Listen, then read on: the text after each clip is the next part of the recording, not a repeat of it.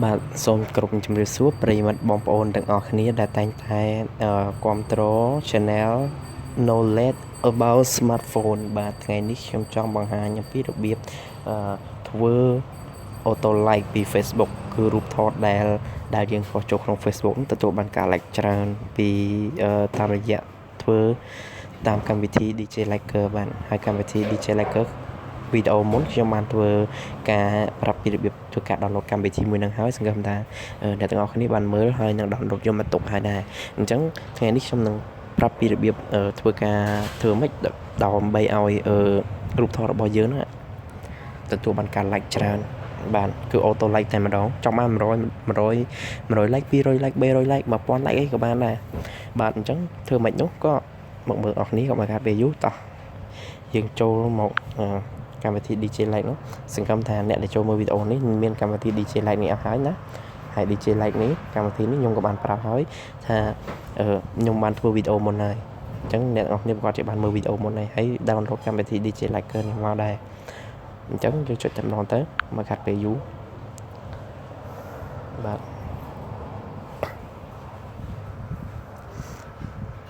បាទឥឡូវខ្ញុំសូមកាត់បន្តិចសិនបាទឥឡូវនេះគឺback មកវិញសិនហើយមកចូលសាមីហើយខ្ញុំនឹងប្រាប់ពីរបៀបធ្វើឲ្យកាន់តែងាយស្រួលយើងចូលមកវាអញ្ចឹងមកបាទយើងចុចលើវាអញ្ចឹងមកយើងរងចាំវាធ្វើឲ្យដំណើរការបន្តិចទៅបាទនៅពេលនោះវានឹងចេញពាក្យថាអ្នក log in with Facebook យើងមកចូលទាំងតែម្ដងនោះចូលឡើង log in ហ្នឹងមកចាំបន្តិចទៅ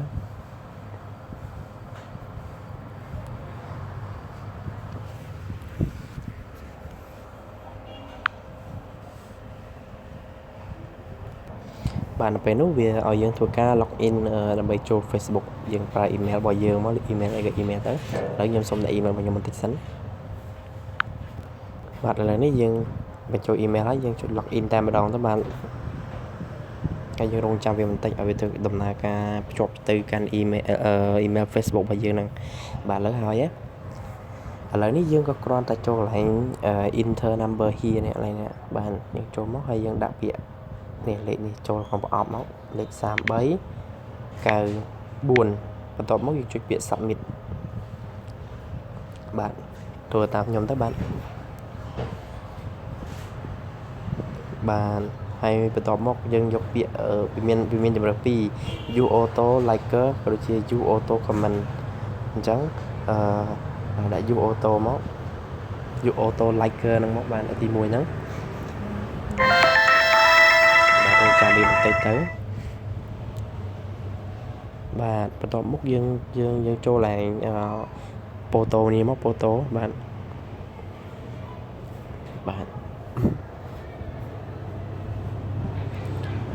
អូខេឥឡូវខ្ញុំចូលមកប៉ុណ្្នឹងសិនខ្ញុំសុំ back ទៅបោះរូបថតមួយសិនដើម្បីបញ្ជាក់ឲ្យអ្នកនរគ្នាថាតើវាចេញមកអត់ខ្ញុំសុំរើសយករូបថតមួយដែលខ្ញុំចង់ផុសណាអូខេខ្ញុំបាទឥឡូវខ្ញុំយករូបថតនេះផុសមួយឲ្យអ្នកទាំងអស់គ្នាបានមើលជប់សុំមួយនេះនេះស្អាតអត់បាទខ្ញុំធ្វើការផុសមួយសិនខ្ញុំអត់តន់សរសេរអីទេខ្ញុំផុសយកតែម្ដងផុសទៅបាទឥឡូវនេះខ្ញុំផុសហើយចូលទៅមើល Facebook សិនឲ្យប្រិយមិត្តទាំងអស់គ្នាមើលឲ្យកាន់តែច្បាស់តែម្ដងបាទអូខេនេះរូបដែលខ្ញុំកំពុងផុសបាទមើលទៅគឺអត់ទាន់មាន like មានអីទេបាទឥឡូវនេះយើងចូលមកកាន់DJ Liker បាទប្រិយមិត្តទាំងអស់គ្នាចុចឡើងយកលេខហ្វូតូនេះមកចាំសង្ឃឹមថាអ្នកទាំងអស់គ្នានឹងមើលតន់ណាបាទឥឡូវចាំវាបន្តិចទៅ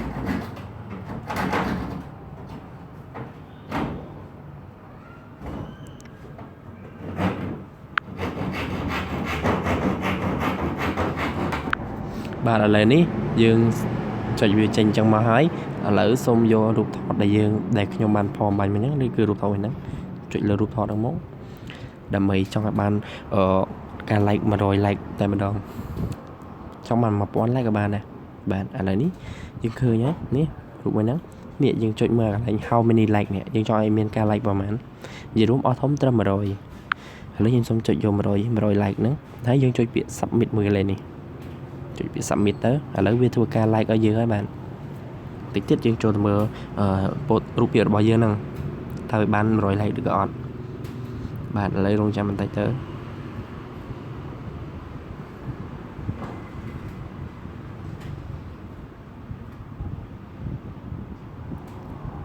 ចាំវាបន្តិចទៅបាទឥឡូវប្រិមត្តអស់នេះបងប្អូនអស់នេះឥឡូវវាដាក់ពាក្យ like success កន្លែងនេះហើយបាទឥឡូវយើងចុចចេញមកវិញយើងទៅមើលរូបភាពដែលយើងបានប្រហែលបាញ់មិញវា100 like អត់ចូល Facebook មកបែកចេញវិញសិនឲ្យច្បាស់ចូលទៅមើលម្ដងទៀតមើលចេញមកនៅអូ99 like 100 like តានេះ100 like បងប្អូននេះឃើញអត់រូបភាពដែលយើងបានផុសអំបញ្ញមិញនេះណាបងប្អូនហើយអ្នកដែល like នេះគឺពលជនចិនឥណ្ឌាអូខេក៏ឥឡូវនេះហើយរូបភាពនេះដែលខ្ញុំនេះ209 like អូខេឥឡូវយើងចង់មួយទៀតខ្ញុំចង់ឲ្យបាន100 like ទៀតកន្លែងនេះឥឡូវយើងចូលធ្វើម្ដងទៀតប៉ុន្តែវាប្រើរយៈពេល15នាទីចាំថានៅពេលដែលយើងធ្វើរូបភាពភ្លាមគឺវាឲ្យទេក្នុង100 like ហ្នឹងវាឲ្យពេល15នាទីអញ្ចឹង15នាទីក្រោយបានយើងអាចធ្វើការធ្វើម្ដងទៀតបានវាឲ្យ100 like ទៀតយល់អត់ប្រិយមិត្តទាំងអស់គ្នាគាត់ជឿយល់ណាអញ្ចឹងនៅពេលដែលយើងផុសរូបភាពមួយហើយយើងដាក់100 like ហ្នឹងវាត្រូវការពេល15នាទីដើម្បីឲ្យវាដំណើរការថ្មីម្ដងទៀតហើយ5-10នាទីក្រោយបានយើងអាចផុសម្ដងទៀតចូលទៅធ្វើតាមរបៀបដដែលទៅហើយចុចលើរូបភាពដដែលទៅយកពាក្យ submit ដដែលទៅវានឹងបាន100 like ទៀតបើសិនជាប្រិយមិត្តទាំងអស់គ្នាគ្រាន់តែបាន100ភ្លាមប្រិយមិត្តមកចូលធ្វើម្ដងទៀតគឺវាអត់ឲ្យទេរងចាំ15នាទីក្រោយទៀតបាទសង្ឃឹមថាប្រិយមិត្តទាំងអស់គ្នាយល់ពីកន្លែងនេះ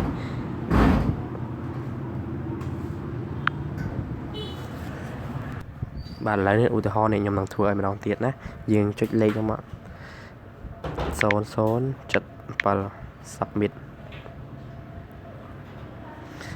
បាទឥឡូវយើងចាំបន្តិចណាគឺធ្វើតាមរបៀបដដែលខ្ញុំចង់ដឹងថា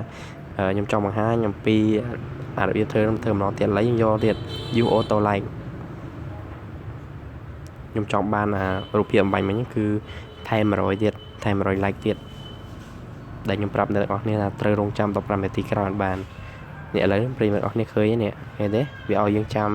នេះ10នាទីទៀត10ជានិយាយរួមគឺ15នាទីចុះក្រោមណាបើសិនជាប្រិយមិត្តអស់គ្នានៅតែចង់ផុសទៀតគឺអត់ឲ្យទេវាអត់ឲ្យទេ99គឺនៅតែ99ដែរ100គឺនៅតែ100ដែរអញ្ចឹងបើចង់បាន200 like 300 like យើងត្រូវចាំ15នាទីនេះឥឡូវខ្ញុំធ្វើឲ្យមើលទៀតយើងចុចមកអញ្ចឹងទៀតគឺធ្វើតាមលំនាំដដែលហ្នឹងបាទនេះខ្ញុំចុចយកពាក្យ submit ណាទោះបីយើង submit យើងធ្វើអញ្ចឹងក៏ដោយក៏វាអត់ឲ្យដែរព្រោះថាអត់ទាន់ដល់នាទីរបស់វាអញ្ចឹងបើយើងចង់ឲ្យបាន100 like ទៀតយើងត្រូវការធ្វើនៅរយៈពេល15នាទីក្រោយនេះឥឡូវវាដាក់យើង fail យើងធ្វើអត់កើតទេវាឲ្យយើងធ្វើឯងត្រូវរងចាំរយៈពេល15នាទីចាំយើងមកធ្វើឥឡូវមកខ្ញុំធ្វើហើយណាឥឡូវយើងចូលមកមើលរូបភាពដដែលមើលបែកម្ដងទៀតចេញទៅវិញចូលវិញមកមើលបាទឃើញគឺនៅតែដដែលបាទឃើញទេអ្នក like ខ្ញុំមានតែ3នាក់នេះគឺ friend តាមពិតនេះគឺយើងដែលធ្វើហ្នឹងបាទអញ្ចឹងបើសិនតែចង់បាន100 like ទៀត200 like ទៀត300 like ទៀតត្រូវចាំរយៈពេល15នាទីហើយបន្ទាប់មកយើងធ្វើតាមលំនាំដដែលទៅបាទយើងបានអូខេហ្នឹងហើយក៏អរគុណមានតែប៉ុណ្្នឹងដែរហើយខ្ញុំថាប្រិយមិត្តអរគ្នានឹងយល់ហើយពីរបៀបធ្វើហើយជួយ comment share ក៏ដូចជា subscribe ឲ្យបានច្រើនផងដែរដើម្បីទទួលបាននៅវីដេអូថ្មីបាទពី channel យើងខ្ញុំបាទ ហើយសូមអរគុណណាស់បាទជម្រាបលា